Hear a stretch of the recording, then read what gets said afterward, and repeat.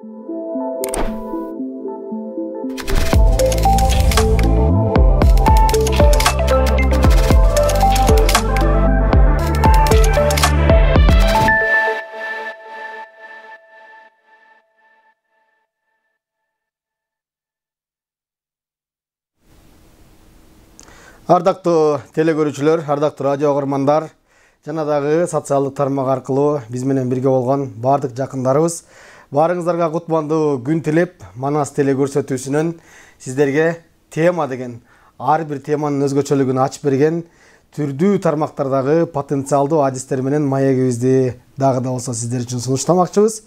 Бүгүнкү биздин көрсөтүүбүздө 15 мүнөт аралыгында сиздерге тамак аш кантип туура тамактануу, келечектеги тамактардын түрлөрү кандай болот? Мына ошол жөнүндө маалымат бермекчибиз. Студиябыздын коногу Кыргыз-Түрк Манас университетинин инженерия факультетинин тамак аш инженериясы бөлүмүнүн кафедрасынын башчысы, доцент Анарсейит Дейдиев агайыбыз. Агай, кош келдиңиз. Саламатсызбы? Жакшысызбы?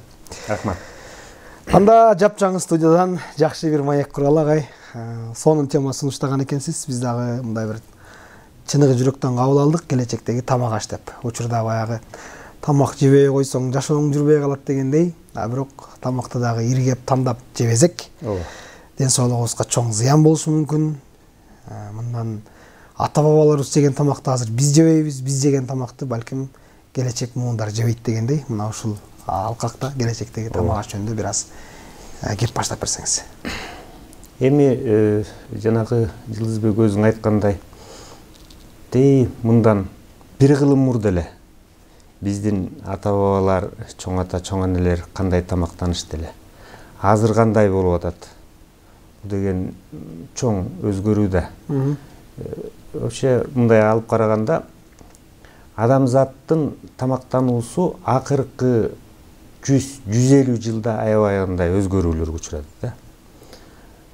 Ошол 1800 жылдарга чейин, 1850 жылдарга чейин атам замандан бери адамдар тамактануусу анча өзгөргөн эмес. Бардыгы баягы өзүндөгү баккан малын, эккен эгинин, жашылча жемиш жеп келишкен. Жанагы илимий техникалык революция башталгандан кийин тамак аш өнөр жайы дүркүрөп өнүгө баштады дагы. Анан азыркы кездеги тамактануу ошол кездеги кишинин көз карашы менен караганда таптакыр башкача да. Эми келечекте кандай болот? Келечекте болжолдуу дагы бир 50 жылдан кийин дүйнөнүн калкынын саны дагы 2 миллиардка көбөйүп 9 миллиардтан ашат деген божомолдор бар. Анан ошонун бардыгына тамак аш керек да. Ар бир кишиге тамак аш керек.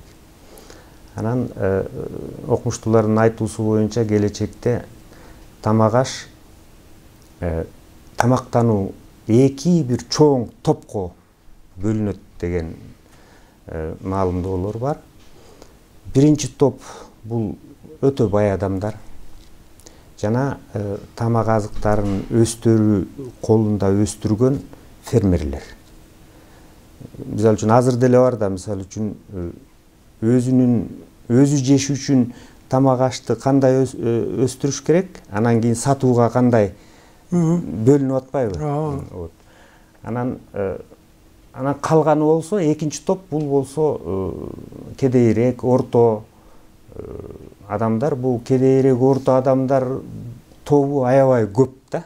Мисалы үчүн 9 миллиард болсо, балким 1 миллиарды жанагыдай тандап тамактанышы, калганы болсо ошо экинчи топ, ошо илимий техниканын жетишкендиктери менен жаңы ойлонуп табылган тамак азыктар, гендик модификаланган азыктар жана башка ушундайлар менен тамактанышып калышат деген божомолдоолор бар да.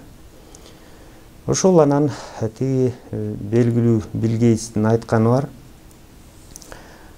Бул азыр дүркүрөө өсүп аткан маалымат технологиялар, интеллектуалдык жасалма интеллект деген ошол сыяктуу эле тамак азыктары дагы, тамак аш технологиясы дагы инновация болуш керек.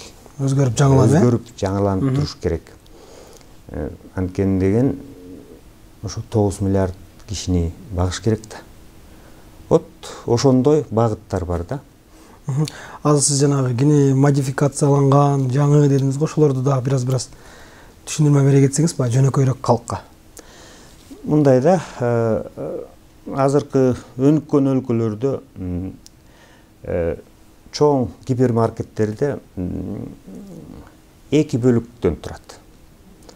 Сатып алуучу бир жагында ошо гендик модификаланган азыктар, бул жакта болсо андай эмес азыктар. Анан тиги гендик модификацияланган азыктар болсо арзаныраак, бир топ арзан. Эми мындай натуралдык, Органикалык, натуралдык азыктар, органикалык азыктар өзгөчө аябагандай эле кымбат. Анан жанагы башында айткандай, эл 2ге бөлүнө баштайт. Ошентип биргелип баягы гендик модификация деген эмне? Мисалы үчүн ошол эле өсүмдүктөрдү азыр кургакчылык болуп атат, ар кандай жаратылыштык экологиялык проблемалар бар, жана башка. Анан ошон үчүн кургакчылыкка чыдамдуу буудай, мисалы үчүн, ал гени өзгөрүлгөн болот да. Же болбосо суукка чыдамдуу же ысыкка чыдамдуу өсүмдүктөр болушу мүмкүн. Мисалы айылдыктар жегенди азыр биз жей албай калдык. Анткени биздин колубуз жетпейт, айылдан салып жибергенге мүмкүнчүлүк болот, болбой калат дегендей. Сурайлы дегенибиз мисалы үчүн шаардыктар мына ушул таза жемиш, таза бир азык жеш үчүн айылдыктардай кылып бир коро жай иштетсе болобу, болбойбу агай? Мисалы балконго эле мисалы мен бир помидор эгип алсам болобу, болбойбу? Ошо мындай нерселер азыр өнүккөн өлкөлөрдө бар. Мисалы Японияда эксперименталдык бир көп этаждуу чоң үй салынган. Ал жерде ошол кандайдыр бир мындай жаратылыштын ичинде жүргөндөй болот да, адамдарчы иштеп атышат, өздөрүнүн офистери бар. Кийинки бир бөлмөгө кирип барса, ал жерде өсүмдүктөр өсүп турат. Мисалы үчүн помидор, бадыраң жана башкалар. Дагы бир бөлмөдө болсо мөмө жемиштери жана башка. Алардын бардыгы баягы автоматтык система боюнча суугарылат, температурдук режимдери, теплицадагыдай болуп туруп жыл бою кыш жай карабай жакшынакай болуп түшүм берет. Анан ошондон алынган түшүмдү өздөрүнүн столовыйында, ошо түшкү тамакта ошол офистин кишилери, ошол компаниянын кишилери ошол толугу менен камсыз кылат экен. Мына шаардагы фермерлер деген фермалар, шаардагы чарбалар деген ошондой түшүнүк бар азыр. Ошондой болууда. Ошондой болуп, азыр деле мына каалоолор бар.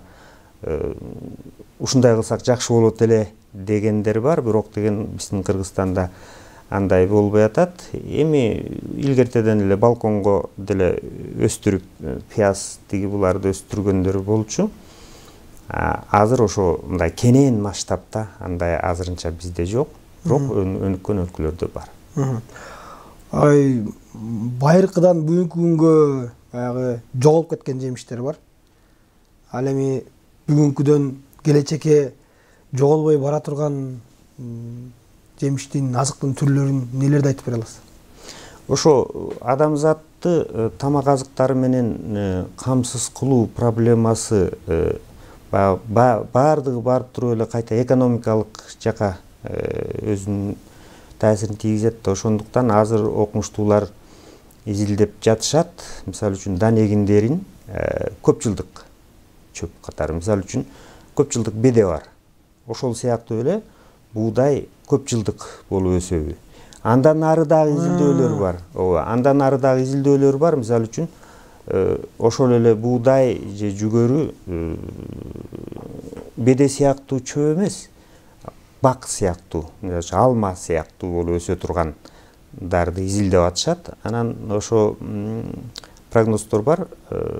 Балким алдыңкы 20-30 жылдын ичинде биринчи ошондой өсүмдүктөр Башкача айтканда бир жолу тигебиз же эгебиз болду, ооба. Жыл сайын убара болуп. Ошо мисалы үчүн казып иштеп, чаап отоп жүрбөй. Бедени мисалы үчүн 5 жылда бир неме дейт го. Ошондой болсо деле жакшы да. А эгерде алма болсо анда ал деген 20-30 жылга чейин түшүн бере берет да. Ошол сыяктуулар. Болуп калышы мүмкүн демек. Болуп калышы мүмкүн. Бул багытта көптөгөн алдыңкы өлкөлөрдө Америка, Кытай, Австралия, даже Аргентинада ушундай изилдөөлөр болуп атыптыр, жасалып атат.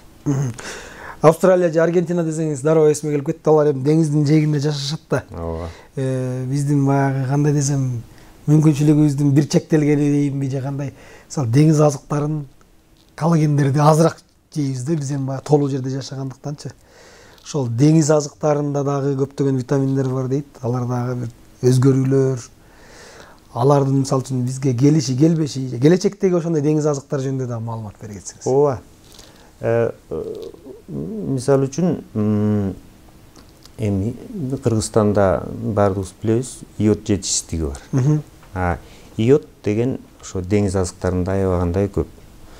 Тусту бекеринен иодтоп жаткан жокпуз биз. Анан ошол сыяктуу эле келечекте ошо дүйнөлүк океан адамзатты багып кетет деген дагы прогноз, божомолдор бар. Гипотеза. Анан дагы башка пессимист окумуштуулардын айтуусу боюнча, эгерде биз дүйнөлүк океанды азыркыдай болуп туруп балык улоо жана башка уланта берсек, анда дүйнөлүк океан чөлгө айланат деген. Эми чөл деген эми океан, бирок чөл кантип болсун, бирок ошо эч нерсеси жок болуп калат деген дагы прогноздор бар да. Ошон үчүн азыр көбүнчө чыгыш өлкөлөрүндө Япония, Корея, Кытайдын чыгышы, Вьетнам ушул өлкөлөрдө илгертеден бери эле алардын традиционный, биз мисалы үчүн өзүбүздүн койдун эти деген сыяктуу алардыкы ошол деңиз өсүмдүктөрүн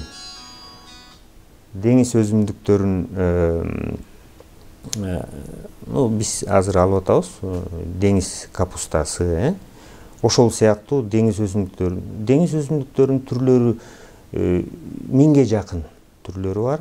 Анын 100дөн ашыгы ошол калк жешет экен. Азыр ошо деңиздин жээктеринде аларды биз огород кылгандай кылып эле бөлүп огород кылышып, ошол жерден чогултуп алышып, ошо тамак ашка колдонушат. Деңиз жаныбарларычы? Деңиз жаныбарларынын арасынан мисалы үчүн бул Кара деңизде, Жер Журтолук деңизинде медузалар көбөйүп кетти деп акыркы кездерде ушундай маалыматтар. Мисалы үчүн Босфор кызыгынан өтүп баратканда медузалар жайнайт эле. Анан балыктар азайып атат, медузалар көбөйүп атат. Балыктарды медузалар жеп коет абы. Ошондой эми бул экологиялык өзгөрүүлөргө жараша да. Анан эмне дешет? ООНдун Бириккен Улуттар Уюмунун тамак аш боюнча доклад жасаганда 13-жыл болсо керек эле, ошондо мындай деген сунуш бар да. Эгерде алар менен күрөшүп жок кыла албасаңар, аны жеш керек деген. Медузалар менен күрөшүп атышат. Жесе болот да, негизи. Анан ошо медузаны көрсө чындыгында эле чыгыш өлкөлөрүндө жана деңиз жээгинде илгертеден бери кармап, анан өзүнчө бир даярдоо ыкмалары бар. Ошолор менен жешет экен. Ошол сыяктуу эле ошо деңиз медуза деп айттык. Курт-кумурскалар. Курт-кумурскаларды мисалы үчүн Африканын тиги Азиянын көптөгөн өлкөлөрүндө көптөгөн курт-кумурскаларды жеп келишкен, жеп атышат азыр. Анан мындай уйдун этине салыштырганда көбүнчө эми биздики Европа, анан Кыргызстан койдун эти, жылкынын эти, ошолорго салыштырганда ал жерде баягы май аз, жүрөк кан тамыр ооруларына мындай көп келтирбөөчү, Анан минералдар көбүрөөк, анткени алар жерде жүрүшөт да, жерден көп алышат. Химиялык курамы боюнча ошондой да. Эми биз тамак ашчылардын көз карашы кандай? Баягы тамак азыгы биз үчүн белок, май, углевод. Витамин, анан минералдар.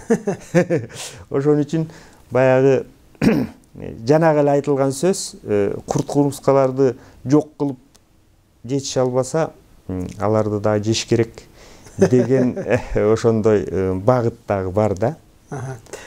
Жакшы, ал эми ардактуу кадырлуу телекөрүүчүлөр жана радио окурмандар, бир жерлерден эгерде сиздер келечекте тамактын ордун башка нерселер алмаштырат, мисалы үчүн бир бөлмөгө кирип, ошол бөлмөнүн өзгөчө бууландыруучу жытынан жыттасаңыз, шоколад же момпосуй жеп алгандай бир сезимге келип каласыздар деген маалыматтарды уккандайыңыздар бар болсо, ал дагы келечекте канчалык деңгээлде чындык экендигин мына ушул Анар Сейит Дейдиев агайыбыз бир кийинки программабызда айтып берсин.